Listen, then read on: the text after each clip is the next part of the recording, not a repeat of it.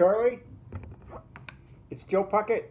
Been a long, long time, Joe. A long time. Charlie. I can remember when you guys were just little guys. Oh, man. Yeah, I mean, honestly, I think your last year in Legion was 63. Is that right? That's correct. Yeah. Yeah, so I would have been 2 years old. Yeah. Not to make you feel bad. I mean, like. No. I'm okay with that. It is what it is. I've had a great life, and it's been wonderful. Yeah, well, I'm not exactly young, myself. So I know. I mean, like you were. I don't know whether you were talking to Wolf or Rocky or whatever and stuff. Something about you were talking about your kids, and I'm going, wow, time has flown by. Yes, it has. Yes, it has. But it sure is great to talk to you, Charlie. I've been, blessed to be able to interview lots of different people, going back to, well, I think, I've talked to Ron Feld on Facebook, not on voice, but, chatting. And I think that goes back to 1946 American Legion team. And I think that's the furthest back I've been able to go.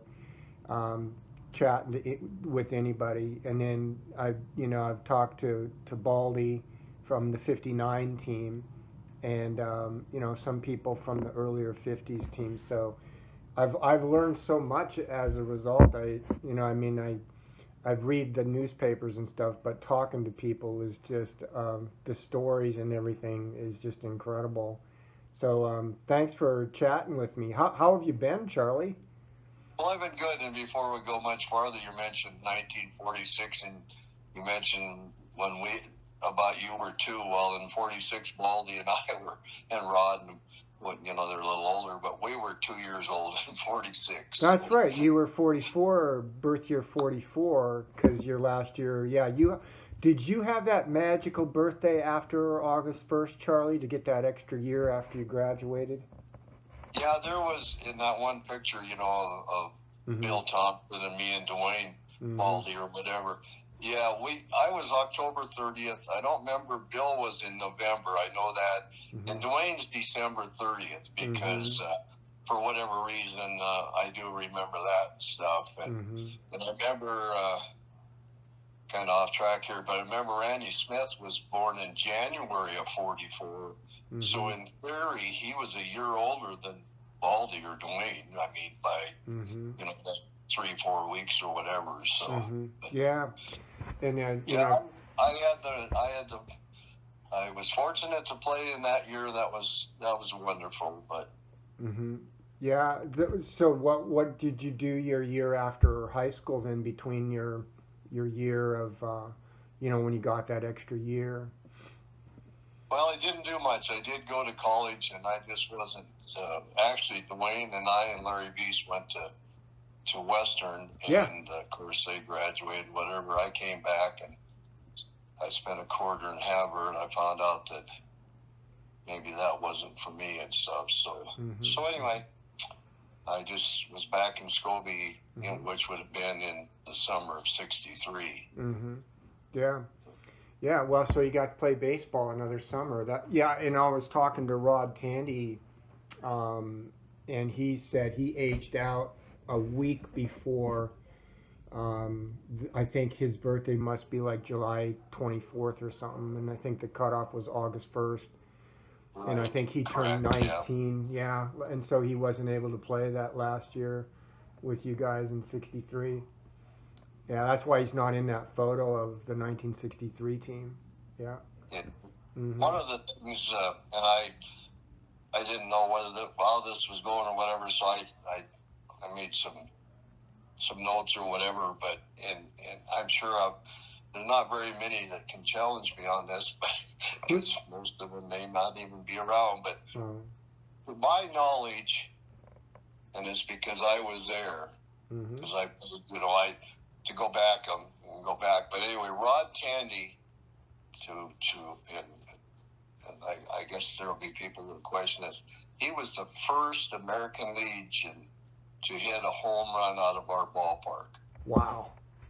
Now, you know, there's only a few that could, and whatever. But yeah, I remember that in my mind, Rod Tande, I was there, and he hit it over pretty much left center or whatever and stuff, and it was like, wow.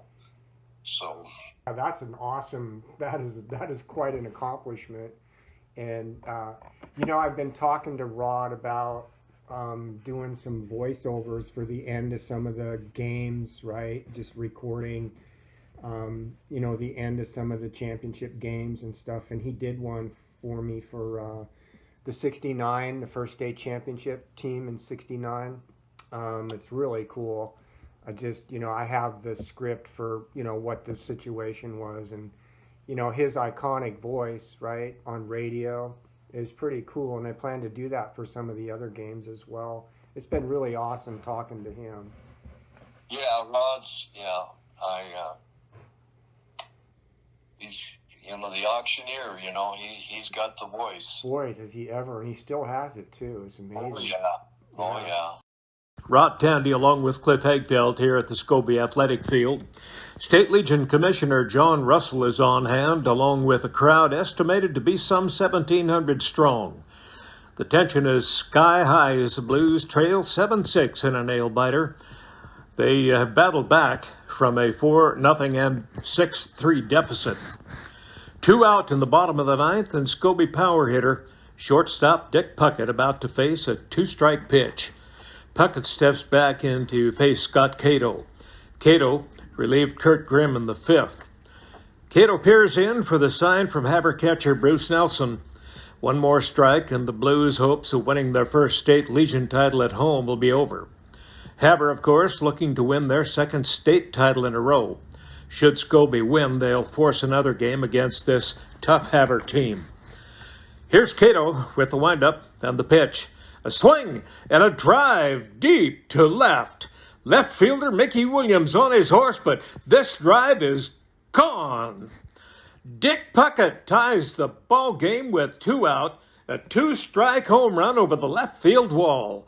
The Scobey crowd going absolutely wild as Puckett circles the bases. He's greeted by Coach Doc Norman as he rounds third, and the entire Blues bench pouring out to greet the man of the hour. Dick Puckett, a home run. This game is tied at 7. Can you believe this, Hagfeld? New life for the Blues. This ball game and this tournament is not over yet, as the Blues may just live to fight another day. So your memories then of the 60, so 59 and 60, and then I talked to Baldy, and you know, Doc left to go back to Missouri. I was kind of like Wolf. I was pretty spoiled. So I quit in 59 and stuff, but I was there. But in 59, I remember going up there, and if you don't mind, I'll just bring up some stuff or whatever. But Please. In 59, you know, because like Dwayne said, you know, Kevin was a senior, Baldy's older brother and stuff. And I remember when I was playing before I quit, I remember batting practice, and Kevin was pitching batting practice, and the first one kind of caught me in the bottom below my knee and stuff, and the next one kind of got me in one of the next pitches caught me kind of in the side, and so maybe I was too slow to get out of the way of and whatever. So then here's what he says: Mueller, welcome to American Legion baseball. So I thought I'd remember that and stuff. So anyway, so then, and that's why I wasn't involved in that picture in that trip to Missoula and whatever that Baldy was talking about. And then I came back in 60 and I played the rest of the time. So. In 60, I know you were barnstorming in North Dakota, you know, that year leading up to that game against Billings. And then I think, you know, when Doc moved you up to Class A, that was a tough year, I think, because, I mean, there were just so many good teams. And you were still young. I mean, I think your team was mostly probably still 15 or maybe 15 years old, 16, if that. Charlie, in Yeah, 1960? yeah, and and listening to others, that was just kind of Doc's MO. He just brought us younger guys up and said, welcome to the big league, for lack of a better term and stuff. But yeah, you mentioned our barnstorming trip to we actually went over to we ended up in Eau Claire, Wisconsin for a ball game in 1960. Guess who was on the roster in 1960 for the, you can look this up, I'm sure, but guess who was on their roster? In 1960. Joe Torre. Oh my goodness. American Look Legion. It up. I think it was either Joe was his brother, but I'm pretty sure it was him and stuff. And of course, here we are from little old Scobey and stuff. But wow. Yeah, that was quite a trip. I did, in those days there wasn't, I'm sure most of the people, like you're talking about the late 60 teams or whatever. But yeah, there was that was quite a trip. And in fact, I was talking to Phil yesterday about. Excuse me. Doc Norman's red school bus. Did anybody ever talk to you about that? Yeah, I think Baldy mentioned it, and Rod Tande might have as well. Yeah. Well, yeah, I'll tell you, we went on that trip, and we're getting loaded up and stuff, and this is an old school bus, and we're headed all the way to North Dakota and whatever and stuff. But anyway, but on the trip, and for whatever reason, and in fact, Bill Thompson, I'm kind of backtracking here. Anyway, we got talking about that trip. Well, we had a watermelon, and I don't remember, we're tossing around in the bus, and all of a sudden somebody dropped it. Now we got watermelon and stuff going back and forth, on the bus and whatever. We pull into Devil's Lake, North Dakota. Doc is pretty upset with us. And I remember it was Baldy and Pete Darchuk and me, and I don't remember who else. And we didn't even get close to our room until we got that bus washed out and stuff. And another thing is that Bill was telling me this, that Pete Darchuk, Doc had always, we'd have to run and whatever and stuff. And Pete was a big boy, and he says to Doc, well, Doc, do I have to run now that I helped clean up the bus? So anyway, that was that, and I told you about the Wisconsin deal and stuff, and then we stopped in Fargo, North Dakota. Yep. And Doc didn't hold back on the old checkbook. I mean, whatever and stuff. So we go to this really nice restaurant, to probably a nightclub type deal, but anyway, we go there to eat and stuff, and Doc says, "Okay, boys, order whatever you want. Go ahead and order." So basically, we went through that and stuff, and then all of a sudden, well, not all of a sudden, but when we got done eating or whatever, they handed Doc the slip and stuff, and he's going down through it and stuff, and he looks and he says, "Who ordered filet mignon?" Well, I'm not sure whether there was, but I remember Bink Sheron raised his hand and said that he did. Okay. So then he goes and he says, "Well, who else ordered filet mignons?" Bink raised out. He said, "Doc, I ordered 2." And then, yeah, so that was interesting. But boy, he was good to us. I mean, I'll tell you, he and as you all know, even everybody, I mean, if you don't have fond memories of Doc and everything, it's just unreal. Yeah, he and Marge were so generous with their money and their time, the program. I think Burley Bullard, mentioned that, Doc was running a program on a champagne program on a beer budget with the American Legion, right? And he had to subsidize it so much, right? And it was the equipment, the trips that you just mentioned. Ray Chapman wrote a letter about when we played off in Helena in 1979 to get into the A tournament. After the game, we won the series. He stopped in, I think, Great Falls at exactly what you just described, Charlie. A really, schwanky restaurant, and everybody Doc said, just order whatever you want, right? And of course, everybody did. I mean, some of the kids probably had eaten like that before in a restaurant in their life, and it was really special for all of them. And that's just how he was. Yeah. And it was for us. I mean, back in those days, I mean, like, wow, I mean, we didn't, we went to Irvin Burgett's In-N-Out Burger or whatever there in the south of Scobey, and that was a treat, but Yep. Mm-hmm. back to the bats and stuff, and I go to I got some relatives that play the Cal Ripken now and Little League and whatever, and then of course I was really involved in it, Billings, but you see these kids now, they're back in their backpack with 2 bats and whatever, and maybe you guys did or whatever and stuff. No, we didn't. No. I'm sure that either Baldy or somebody said, guess where our bats come from? Doc bought our bats. Yeah.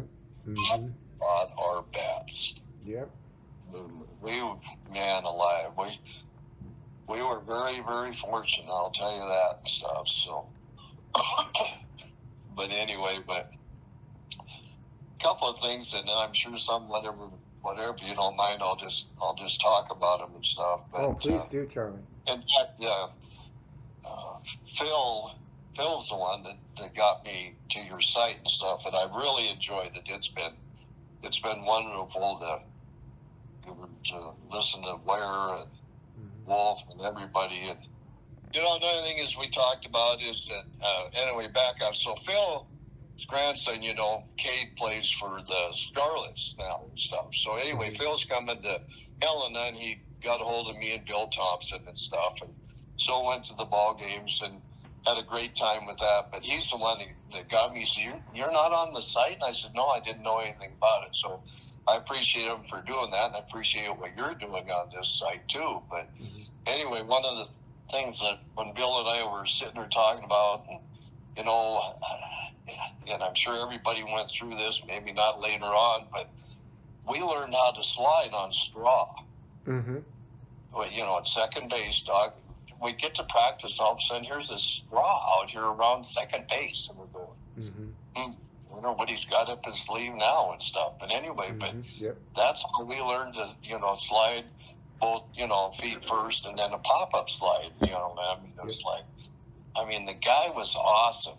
He was just unbelievable and stuff. But it was good. I really enjoyed it. I learned a lot from him and stuff. But one of the things and Bill brought this up. He said, "Yeah, Charlie, he used to get mad at you because you'd go golfing before baseball practice and stuff, and you'd get up to bat. Of course, I don't think I ever walked in my whole career and stuff because I always swung at the first pitch. It didn't matter where it was at. Doc kind of got used to that, but man, I'd go and then I go to batting practice. Mueller, you've been out golfing again. I've told you can't be golfing during the baseball season. Well, hey, you were born and raised in that area. When are you going to golf? During the winter? Not hardly, Anyway, he used to give me a hard time about that stuff. And, so. Yeah. Oh, yeah. Back to Baldy. So I didn't record. When I first started the interviews, I didn't have the equipment to record. And most of my memories of Legion baseball included Baldy in just about everything, and I'm not sure the reason behind it. We were close in baseball and stuff, and I did jot down a couple of things on Baldy, and one of them, I can't remember who we were playing, and Baldy's at third, and it's a tight ball game and stuff. In fact, it's right at the bottom of it was at Scobey, the last inning and stuff and whatever. So then Doc calls timeout. And this is, I got to tell you, Joe, this is the scariest I've ever been. in a baseball game. Mm-hmm. Doc comes down. He says, I want you to bunt because I'm sending Baldy. I'm sending him.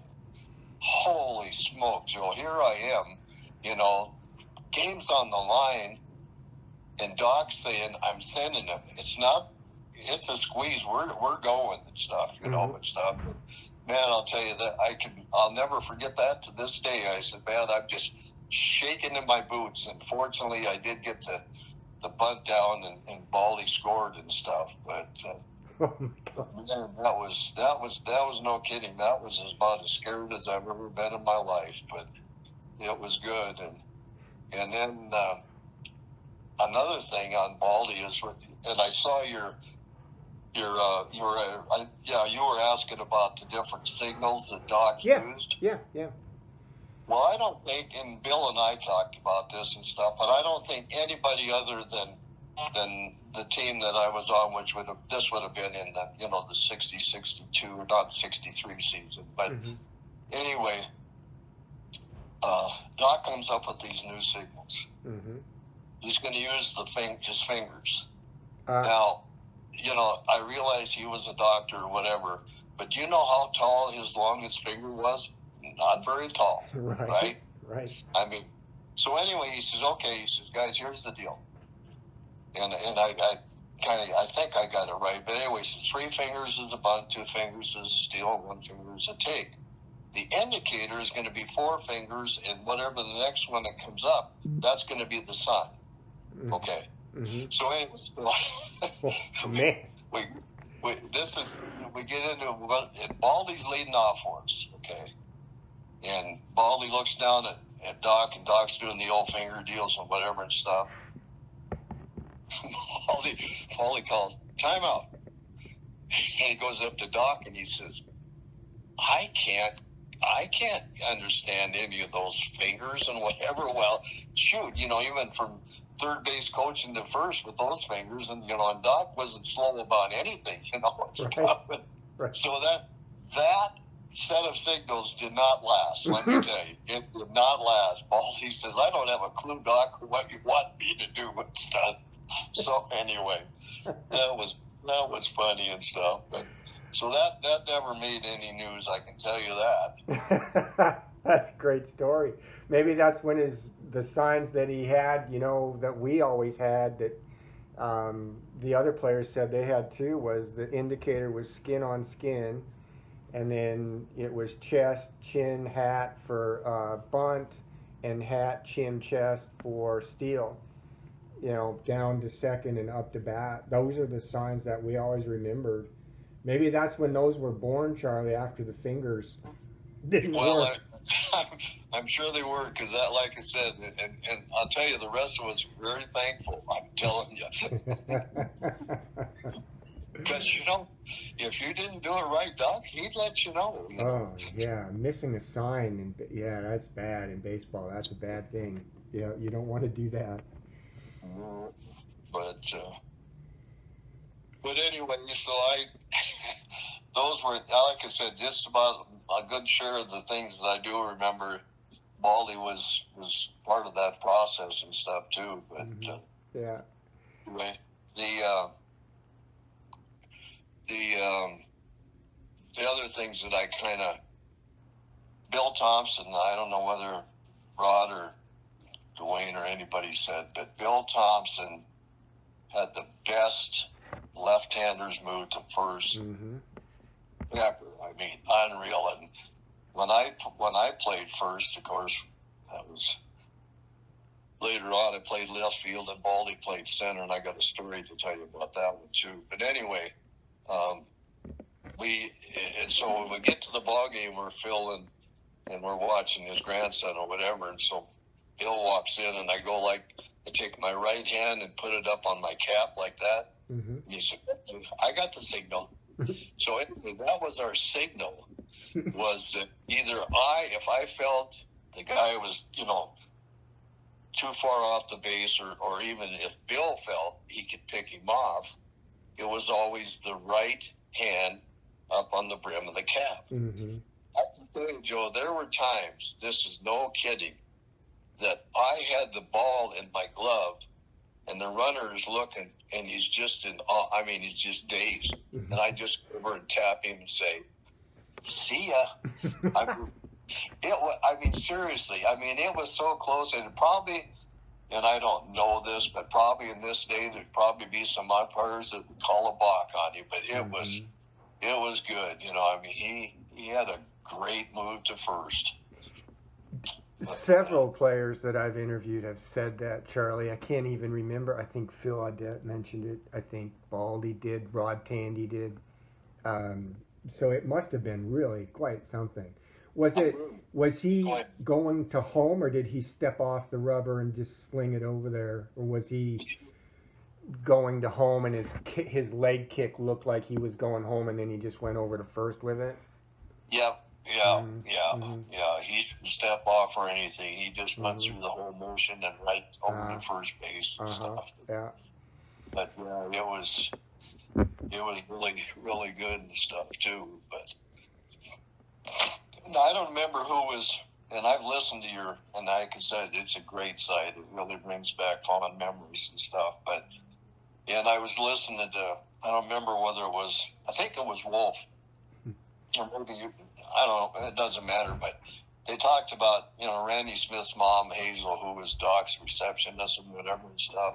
Yeah, that was Rocky Ware. On the same line, I don't remember who it was that brought it up, but what we would do is we'd walk in, a couple of us or whatever, and Hazel's a wonderful lady, but, she'd just glare. She knew what was going on, right, and stuff. Well, what we would do in Doc's visiting center there, and then of course there's a hallway down to Doc's office on the left-hand side, and then on the other side was the patient rooms and stuff, So what we would do, and Hazel would say, "Don't you be bothering Doc. He's got work. He's got patients and whatever and stuff." And we'd say, "Oh, okay, we're just gonna sit for a minute or two here and stuff." And so anyway, we would. Well, Doc would either come out of the patient's room, headed to his office, or he would look down the hallway, right, and then he would see us, and he'd call us back, and we'd walk by Hazel's, by his reception office there and stuff, and man, she'd just glare at us, and stuff. But Doc said, "No, don't worry about it. It'll only be a few minutes and stuff." And so anyway, that was just another era when we did the same thing, I guess, So Rocky Ware brought that up, Charlie, in his interview. Oh, okay. Yeah, that was Rocky. Yeah, it's apparently the same thing when you played.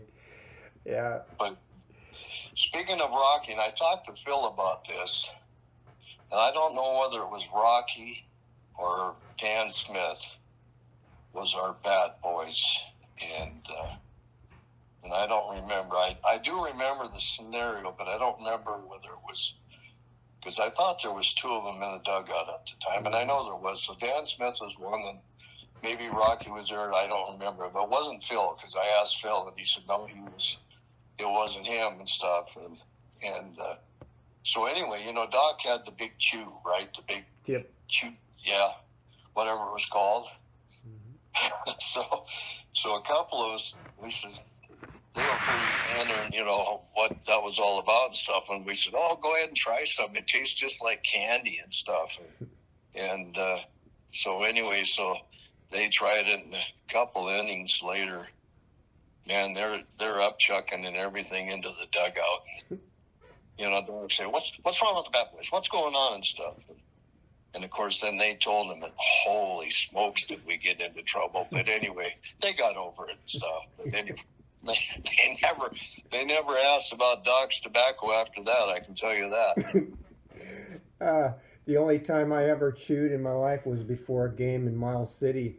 And it wasn't from Doc. One of the players had some Red Man. I think it was Danielson or even my brother John, and they gave me some. And so I put it in, and I got sick out in the outfield before the game started. Went out there and yacked up. I was sick. I think I was supposed to start pitching, and I couldn't, but I did play the game. That was the last time I ever chewed. First and last time. Yeah, that's pretty nasty stuff. Yeah. Whatever stuff. Yeah, Terry Puckett told me, when I talked to him, that Doc actually gave him a chaw before a game, and that he got sick, and that I don't think he said he ever chewed after that again either. Terry told me that, Terry Puckett. Well, yeah. So anyway, before I forget too, I mentioned Pete Darchuk, and God bless him and rest his soul and stuff. But Pete was a pretty big boy and stuff, and in fact, Bill Thompson and I were talking about this the other night at the ballgame. But anyway, Pete could hit a straight ball as far as anybody on the team, right? Mm-hmm. So that was fine until they found out that any little wrinkle, Pete was done. I mean, so Pete always did real well the first time or two up to bat, because he could hit a fastball or straight ball, whatever. And then after that it was just three benders and he was gone.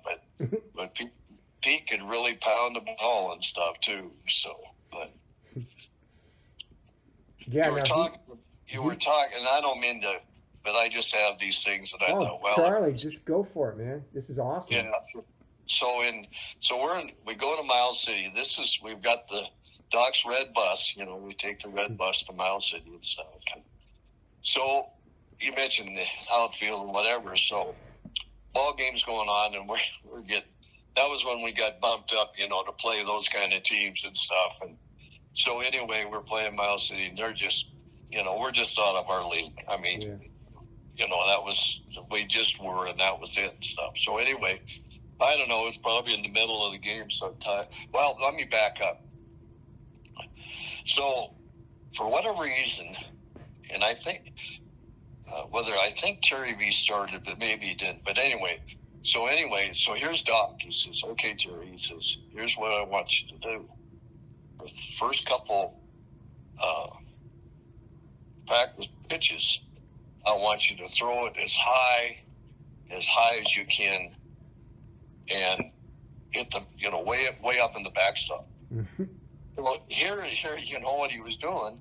He was trying to intimidate, the Miles City team. Like, boy, this guy's with a wild man and stuff. But anyway, so that's that part and stuff. But anyway, I'm out in left field. Baldy's in center, and Al Luft is in right field.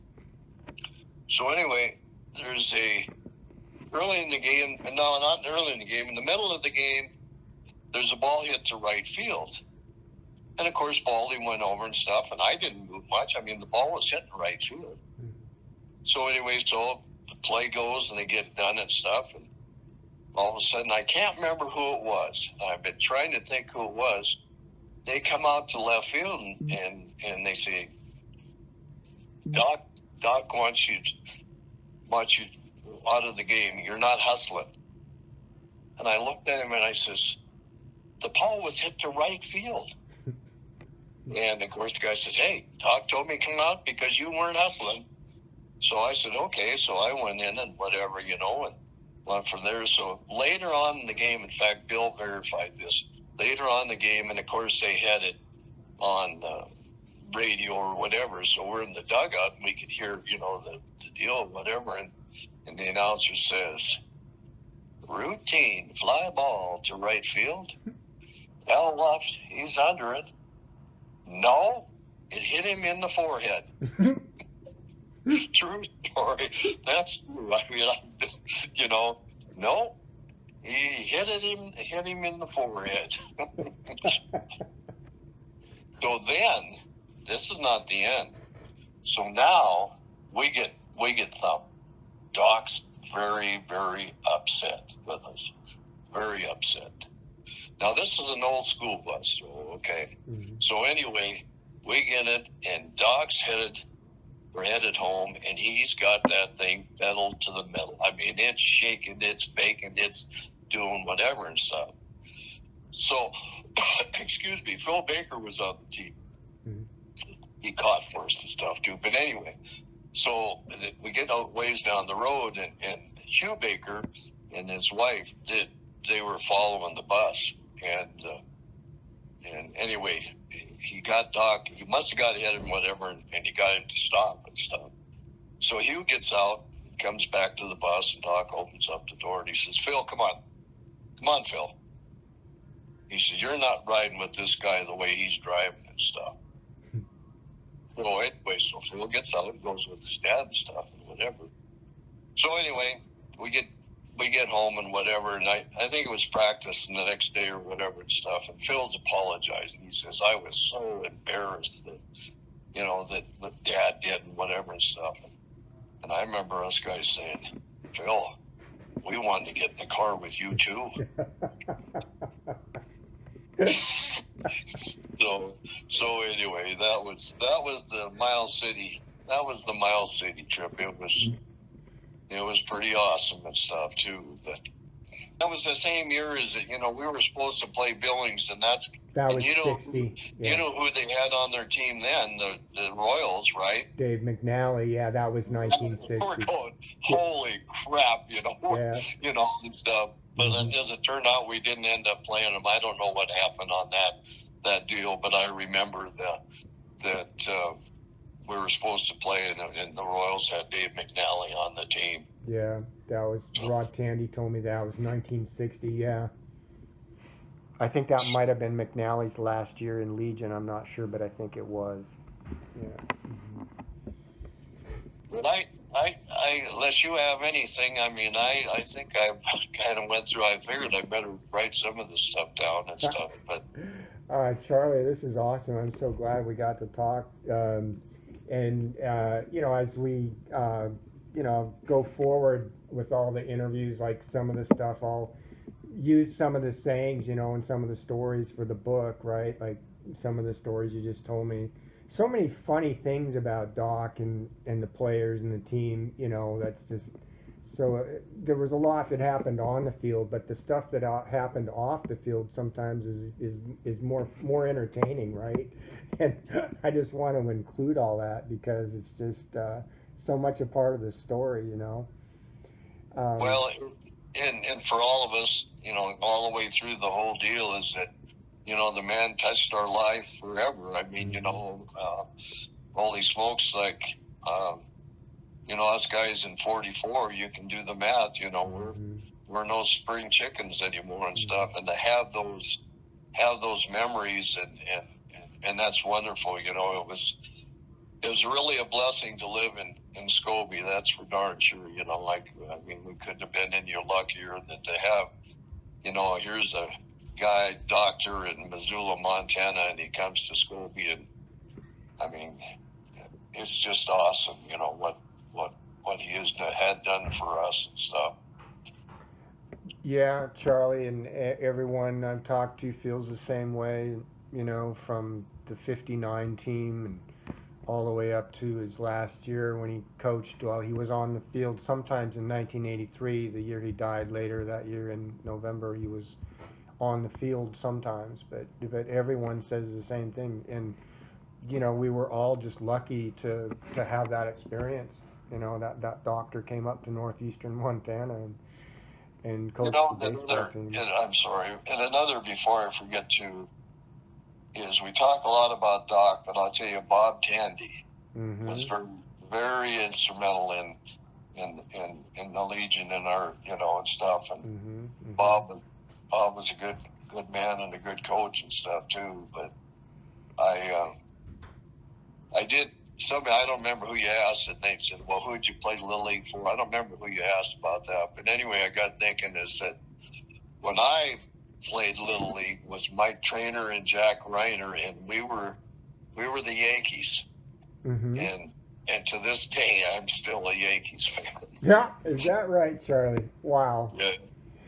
Yeah, I'll ask everybody that question. So for you, yeah, Jack Reiner, I think Rocky mentioned him, Phil mentioned him, and Harry Larson. Yeah, Harry, yeah. Yeah, and Bob Willard. I think Rocky mentioned Bob Willard. He played for the Indians, Rocky Ware did, around that. So yeah, he would have been older. That would have been Little League in 19... He would have been playing Little League about the time you were playing Legion, I think. Yeah, he's in that picture. He's in the picture of the 63 group. Yeah, it's the Bat Boy. Yeah. Yeah. Speaking of that, this is not. Well, this is associated by name, not by baseball, and I told Phil this when he was here and stuff, but there was a time when we were, Bill Thompson and all those guys, they were living on the east side of Scobey and stuff, and then we were kind of, Baldy and Randy and I, we were kind of on the west side and stuff, and I don't remember what it was, but anyway, we're walking towards the east side and whatever, and I forget the first name, but it was the Williamson house. They had a green stucco house, and they had a little small garage, behind it and stuff. So we're walking, and all of a sudden we can see this smoke coming out of this garage. And so we go and we open it up the door.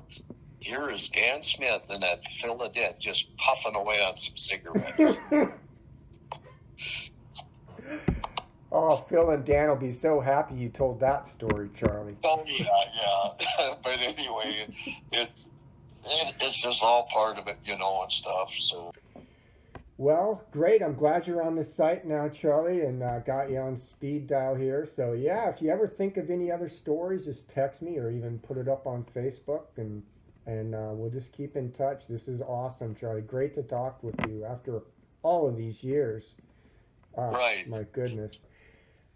Thanks again, Charlie, for your kind words on the site and the project and everything. And it's been awesome talking. And I look forward to talking to you again, Charlie, if not on the phone, on Facebook or texting or whatever. It's great to be in touch. Thanks, Charlie. You're welcome, and I've got all your data, so I will. Awesome. Okay, take care, Charlie. Great talking with you. Yeah, have a good one. You too. Bye-bye.